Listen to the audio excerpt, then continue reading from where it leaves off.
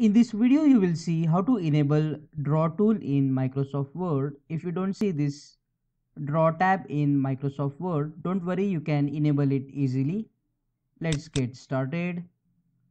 To enable Draw in Word document, click on the File tab.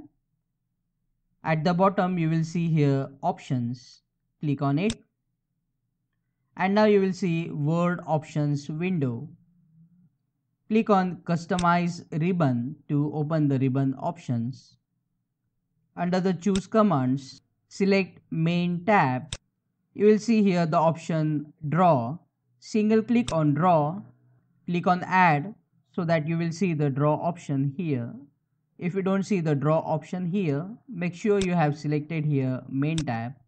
Tick the Draw option and click OK. And here the Draw tab will appear. You can click on it and start drawing easily on the Word document as you want.